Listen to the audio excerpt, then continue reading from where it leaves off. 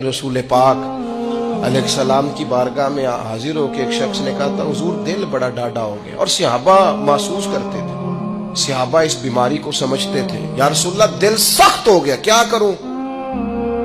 मैं कोई यतीम मिले तो उसके सर पे हाथ फेरा कर, अल्लाह तेरे दिल को नरमी अता फरमाए। यतीमों के सरों पे हाथ रखा कर, कल्ब नर्म होगा, दिल नर्म होगा। देखिए अल्लाह ताला ने हुजूर को हौसले का पहाड़ बनाया।